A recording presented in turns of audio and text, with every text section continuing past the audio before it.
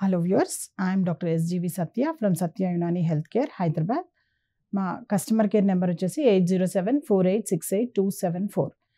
ఈ నెంబర్‌కి మీకు ఎలాంటి యునాని వైద్యం మీద మీకు డౌట్స్ కానీ, క్వెరీస్ కానీ ఉంటే కనుక వీటికి మెసేజ్ చేస్తే కనుక మేము వాటికి మా నెక్స్ట్ ఎపిసోడ్‌లో మీకు ఆన్సర్ ఇస్తాం. సో, ఈరోజు మనము ఈ ఎపిసోడ్‌లో మనం మాట్లాడుకోబోతున్న టాపిక్ ఏంటి అంటే, ఈ మధ్య చూసినట్టయితే కనుక చాలా విరివిగా, చాలా ఫ్రీక్వెంట్‌గా చిన్న పిల్లలందరికీ కూడాను టాన్సిలెక్టమీ ఆపరేషన్ అంటే టాన్సిల్స్ ఏవైతే గొంతులో ఇక్కడ 2 ఏవైతే ఉంటాయో వాటిని రెండిటిని కూడాను తీసి పడేయడం, కోసేయడం, అవతల పడేయడం అనేది బాగా విరివిగా జరుగుతోంది. దయచేసి అలా చేయకండి. మాటి మాటికి జలుబొస్తోంది, దగ్గొస్తోంది, తుమ్మొస్తోంది అంటే గనక రోగ నిరోధక శక్తి తగ్గినప్పుడు అలా అవుతూ ఉంటుంది. సో, ఆ రోగ నిరోధక శక్తి ఏదైతే ఉందో బాడీ డిఫెన్స్ మెకానిజంని స్ట్రెంథెన్ చేయాలి. అంతేగాని లోపల ఉన్న పార్ట్స్ అన్నిటిని ఒక్కొక్కటిని కోసి అవతల పడేయడం దానికి సొల్యూషన్ కానే కాదు. టాన్సిల్స్ ఏవైతే ఉన్నాయో అవి మోస్ట్ ఇంపార్టెంట్ ఏవంటే పార్ట్స్ ఏవైతే ఉన్నాయో ఈ బాడీ డిఫెన్స్ మెకానిజంకి సంబంధించిన ఒక అవి ఆర్గన్స్ అనమాట. అవి so, this is a very small organ. ఎంత చిన్న ఇది అంటే ఇది 2 చాలా చిన్నవి మీకు ఇక్కడ ఉంటాయి. ఎప్పుడైతే ఈ ఇన్ఫెక్షన్ అనేది ఓరల్ నుంచి ఇన్ఫెక్షన్ నుంచి బాడీలోకి లోపలికి ఎంటర్ అవ్వడం అనేది ఎక్కువ జరుగుతుంది కాబట్టి ఫుడ్ అండ్ వాటర్ ద్వారా. సో, దానికి సంబంధించిన ఓరల్ ఇన్ఫెక్షన్ ఏదైతే ఉందో దాన్నంతా కూడాను ఇది ఒక కలెక్టింగ్ పాయింట్ అనమాట. కలెక్టింగ్ పాయింట్ లాగా అక్కడ కలెక్ట్ చేసి అవి ఏమవుతుందంటే మీకు దాంట్లో ఈ బాడీ డిఫెన్స్ మెకానిజం అనేది దాంతో ఫైట్ చేసి అక్కడికి అది దాన్ని మొత్తం అంతా కూడాను క్లియర్ ఆఫ్ చేసి దాన్ని బాడీ నుంచి బయటికి ఎక్స్క్రీట్ చేయడం జరుగుతూ ఉంటుందన్నమాట. యూజువల్‌గా నోరు తెరిస్తే కనుక ఈ టాన్సిల్స్ అన్నవి అసలు కనపడవు. వాటిని మనము పాల్పేట్ చేయడం కాదు నోట్లో ఓపెన్ చేసినప్పుడు. బట్ ఎప్పుడైతే ఇవి దానిలో ఇన్ఫ్లమేషన్ వచ్చేస్తుందో అవి ఎలా అంటే మొత్తము ఈవెన్ అవి మనకి ఒక చిన్న ఏమంటారు ఈ టేబుల్ టెన్నిస్ బాల్ అంత సైజు కూడా పెరిగే అవకాశాలు కూడా ఉంటాయి అవి. సో, ఇంతగా ఇన్ఫ్లమేషన్ దాన్ని పెంచుకోకుండా పిల్లలకి చిన్నప్పటి నుంచి కూడాను వాళ్ళకి ఈ జంక్ ఫుడ్స్ అన్నది ఎవరికైతే ఇలా బాగా జలుబు, దగ్గు, ఆయాసము, జ్వరం ఫ్రీక్వెంట్‌గా వస్తుందో వాళ్ళకి కనుక ఈ జంక్ ఫుడ్స్ కొంచెం తగ్గించి ఇంట్లోనే మీరు ప్రిపేర్ చేసి వాళ్ళకి ఇచ్చినట్టయితే కనుక తర్వాత ఏవైతే మీకు ఇంట్లో తయారు చేసే పదార్థాలతో పాటు ఈ పళ్ళు తర్వాత వెజిటబుల్స్ ఇవన్నిటిని కూడాను వాళ్ళకి ఎక్కువగా ఇవ్వడము, తర్వాత ఆవు పాలు తాగించడము, తర్వాత వాటర్ ఏదైతే తాగిస్తున్నారో అది ఆర్ఓ వాటర్ కాకుండా నార్మల్ వాటర్ కనుక మీరు తీసుకున్నట్టయితే కనుక అది కూడా చాలా హెల్ప్ అవుతుంది. అండ్ ఎలాంటి వాటర్ అయినా సరే దాన్ని రాగి బిందెలో కనుక మోర్ దెన్ 2 అవర్స్ కనుక దాన్ని ఉంచి ఆ వాటర్‌ని కనుక యూజ్ చేసినట్టయితే కనుక ఆ రాగి బిందెలో ఇట్లా అలా 2 అవర్స్ కన్నా ఎక్కువ కనుక వాటర్‌ని సేవ్ చేసినట్టయితే కనుక అలా మనకి ఉంచిన ఆ నీటిలో దాదాపు ఏంటంటే ఎటువంటి టైప్ ఆఫ్ ఆర్గానిజమ్స్ కానీ ఎక్కువగా బతకలేవంటారు దాంట్లో. ఈవెన్ ఏమంటారు టైఫాయిడ్‌కి సంబంధించిన క్రిములు కూడా దాని స్టడీస్‌లో తేలింది ఏంటంటే మోర్ దెన్ 2 అవర్స్ కనుక రాగి బిందెలో ఉంటే కనుక అవి కూడా ఇనాక్టివ్ అయిపోయి వాటిల్లో మొత్తం అంతా కూడాను నిద్రాణ స్థితిలోకి లేదంటే కనుక కంప్లీట్‌గా అవాయిడ్ చేయడం జరుగుతుంది. అవి చనిపోవడం కూడా జరుగుతుంది అన్నట్టుగా మనకి దాఖలాలు ఉన్నాయన్నమాట రీసెర్చ్ దీంట్లో. సో, అందుకని పూర్వకాలంలో ఎక్కువగా ఈ రాగి బిందెలు ఎక్కువగా వాడడానికి కారణం కూడా అదే. సో, ఇప్పుడు కూడా మీరు అదే రాగి బిందెలో కనుక మీరు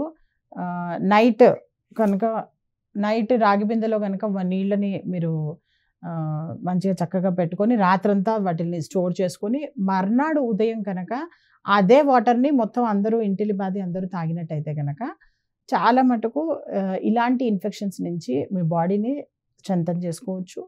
and at the same time రెండో థింగ్ ఏంటంటే ఈ ఇన్ఫెక్షన్స్‌ని తట్టుకొని నిలబడేలాగా పిల్లల్ని ఏం చేయాలి అంటే రాత్రి తొందరగా పడుకోబెట్టాలి.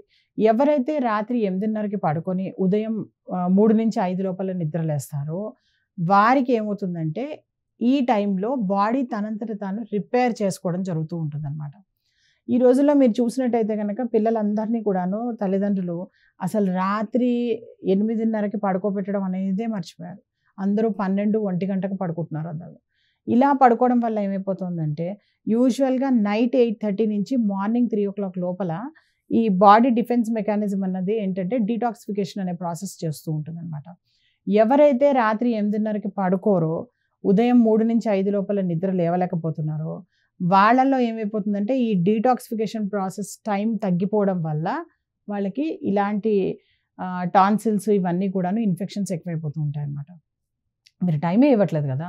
అసలు లోపల బాడీ డిఫెన్స్ మెకానిజం స్ట్రెంథెన్ అవ్వడానికి ఈ టాన్సిల్స్‌లో ఎంతైతే ఇన్ఫెక్షన్ ఉందో దాన్నంతా అది ఫైట్ చేసి రాత్రికి రాత్రి దాన్ని మొత్తం క్లియర్ ఆఫ్ చేయడానికి అలాంటి అవకాశం ఇవ్వట్లేదు. రాత్రి 1 గంట వరకు మీరు పిల్లలు సినిమాలు చూస్తూ లేదంటే అటు ఇటు తిరుగుతూ వాళ్ళు గనక ఉన్నట్టయితే గనక 1 గంట నుంచి తెల్లవారుజామున 3కి నెక్స్ట్ ప్రాసెస్ స్టార్ట్ అయిపోతుంది. మెటబాలిజంలో నెక్స్ట్ ఇది. ఈ ఫ్యాక్టరీ బంద్ అయిపోతుందనమాట. సో, ఇలా ఉన్నప్పుడు 3:00కి గనక వాళ్ళకి అంటే ఒక 2 అవర్సేనా. ఇప్పుడు వాళ్ళు మార్నింగ్ టు ఈవినింగ్ రకరకాల జంక్ ఫుడ్స్ తింటున్నారు. వాళ్ళ బాడీకి సరిపడని ఫుడ్స్ తింటున్నారు. అంత ఇన్ఫెక్టెడ్ దీనిలో ఉంటున్నారు వాళ్ళు సర్కమ్‌స్టాన్సెస్‌లో. ఇలాంటి టైంలో ఇలాంటి వారికున్న ఒక వాతావరణంలో ఒక్కసారిగా వాళ్ళని మీరు వాటిలన్నిటికి ఎక్స్‌పోజ్ చేసి వాటిని కనీసం రిపేర్ చేసుకోవడానికి బాడీకి టైం కూడా ఇవ్వట్లేదు అంటే గనక ఆటోమేటిక్‌గా వాళ్ళకి అదంతా కూడాను లోపల పేరుకుపోయి ఈ టాన్సిల్స్ అన్నీ ఏం చేస్తాయంటే జస్ట్ లైక్ డ్రైనేజ్‌లో మ్యాన్ హోల్స్ ఎలాగో ఇవి కూడా అలాగనమాట. సో, మ్యాన్ హోల్స్ ఎంత అవసరమో ఇది కూడా అంతే అవసరం. అదే దట్ ఈస్ ద ప్లాట్‌ఫార్మ్ అనమాట టాన్సిల్స్ అన్నవి. సో, అలాంటి మోస్ట్ ఇంపార్టెంట్ ఏవైతే ఆర్గన్స్ ఉన్నాయో లేకుంటే ఇలాంటి పార్ట్స్ ఏవైతే ఉన్నాయో బాడీలో ఇలాంటి వాటిలన్నిటిని కూడాను ఏంటంటే మనం కాపాడుకోవాలి. అంతేకాని జలుబొచ్చింది, దగ్గొచ్చింది, ఫ్రీక్వెంట్‌గా వస్తోందని చెప్పి దాన్ని కోసి అవతల పడేయడం అది కరెక్ట్ కాదు. ఎందుకు జలుబొస్తోంది ఫ్రీక్వెంట్‌గా అన్నది ఆలోచించండి. ఈవెన్ మల్బెర్రీస్ ఏవైతే ఉన్నాయో మీకు మామూలుగా మార్కెట్‌లో ఈ మధ్య దొరుకుతున్నాయి చూడండి. చిన్నవి ఏవైతే పొడుగ్గా ఇవి. ఈ మల్బెర్రీస్ గనుక మీ పిల్లలకి రెగ్యులర్‌గా మీరు డైలీ ఒక కప్పు తినిపించినా కానీ వాళ్ళకి ఫ్రీక్వెంట్‌గా ఈ జలుబులు, దగ్గులు రావడం ఆగిపోతుంటాయి.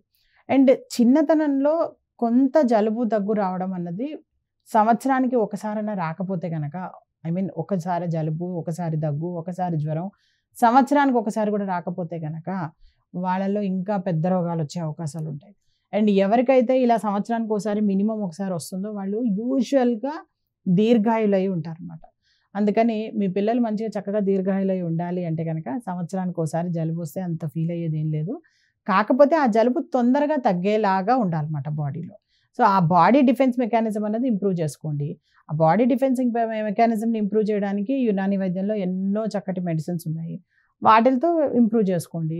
డైట్ ద్వారా ఇంప్రూవ్ చేసుకోండి. అంతేగాని ఏదో ఇది ఒక జలుబు చేసిందని ముక్కు కోసి పడేస్తాము. తర్వాత టాన్సిల్స్ ఇదవుతున్నాయని చెప్పి టాన్సిల్స్ కోసి పడేస్తాం. ఇలా అన్నీ కోసుకుంటూ పడేసుకుంటూ పోతే కనుక మీ బాడీలో పార్ట్స్ ఏం మిగులుతాయి అన్నది కూడా ఆలోచించుకోండి ఒకసారి. సో, చక్కగా ఇప్పటి నుంచి మీ పిల్లలకి ఎవరికైనా జలుబు, దగ్గు, ఆయాసం ఉంటే కనుక మాటికి జ్వరం వచ్చినప్పుడు క్రోసిన్స్ కూడా వేయకండి. కెమికల్స్ తక్కువ వాడండి. వాటి వల్ల లివర్ కూడా డ్యామేజ్ అయ్యే అవకాశాలుంటాయి అని పాపం ఇంగ్లీష్ డాక్టర్స్ ఎంతో చెప్తున్నారు. మీరు డైరెక్ట్‌గా అలా తీసుకోకండి డాక్టర్ సూపర్విజన్ లేకుండా అని కూడా చెప్తూనే ఉన్నారు. బట్ స్టిల్ అయినా కానీ ఎంతోమంది అవన్నీ వినకుండా డైరెక్ట్‌గా వాళ్ళ సొంత వైద్యం చేసుకుంటున్నారు. దయచేసి అలా సొంత వైద్యం చేసుకోకండి. అలా సొంత వైద్యం చేసుకోవాలి అని అనుకునే ఉద్దేశం ఉన్నవాళ్ళు ఎవరైతే ఉన్నారో వాళ్ళు చక్కగా ఇంట్లో ఏం చేయండి అంటే 3 మొక్కలు పెంచుకోండి. 1 గిలో అంటే తిప్పతీగ, 2 తులసి అందరికి తెలిసిందే కదా! తర్వాత మూడోది ఏంటంటే అజ్వైన్ అంటే వామాకు.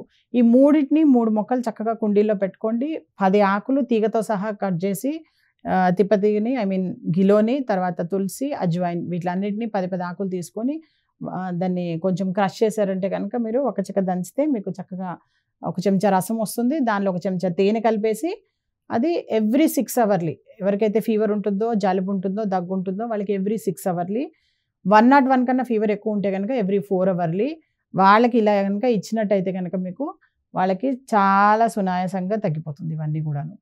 అంతకన్నా అప్పటికి 3 రోజులు 3 to 5 డేస్‌లో తగ్గిపోతుంది. అప్పటికి తగ్గలేదంటే డాక్టర్స్ ఉంటూనే ఉన్నారు కదా! వాళ్ళని అప్రోచ్ అవ్వాలి. యూజువల్‌గా 99% వాళ్ళకి వీటిలతోనే తగ్గిపోతూ ఉంటుంది. అసలు మేము ఇది ఎవరికైతే ఇచ్చామో ఈవెన్ లాస్ట్ కరోనా పీరియడ్‌లో ఈ కరోనా ఫీవర్ కూడా కంట్రోల్ అయిపోయింది. వాళ్ళకి కరోనా వైరస్ వల్ల వచ్చిన ఫీవర్ ఏదైతే ఉందో అది కూడా కంట్రోల్ అయిపోయింది. సో, అవే కంట్రోల్ అవ్వగలేనిది మీ బాబుకి ఏదైతే రెగ్యులర్‌గా ఉన్నవి ఏవైతే ఉన్నాయో అవి సునాయాసంగా కంట్రోల్ అవుతాయి. అదేం పెద్ద ఇష్యూయే కాదు. కానీ అలానే అజాగ్రత్తగా ఉండొద్దు. ఎవరికైతే 3-5 డేస్‌లో తగ్గట్లేదో నేను చెప్పిన ఈ రెమెడీకి వెంటనే మీరు యునాని వైద్యుల్ని సంప్రదించినట్టయితే గనక నెక్స్ట్ లెవెల్ మెడిసిన్స్ అసలు ఎందుకొస్తోంది ఫీవర్ అన్నది వాళ్ళు చూసుకొని దాన్ని బట్టి చేస్తారనమాట. యూజువల్‌గా ఈ నేను చెప్పిన రెమెడీ ఏదైతే ఉందో అది తీసుకుంటున్న వాళ్ళకి యూజువల్‌గా తగ్గిపోతూ ఉంటుంది. కానీ కేవలం మెడిసినే కాదు, దయచేసి కాస్త మీ లైఫ్ స్టైలు, తర్వాత ఈ ఫుడ్ డైట్ హ్యాబిట్స్ ఏవైతే ఉన్నాయో వాటిల్ని కూడా చూసుకోవడం చాలా చాలా ఇంపార్టెంట్. సో, చక్కటి డైట్, చక్కటి ప్రకృతి సిద్ధమైన యునాని వైద్యం వాడి మీ ఆరోగ్యాన్ని కాపాడుకోండి. Thank you so much.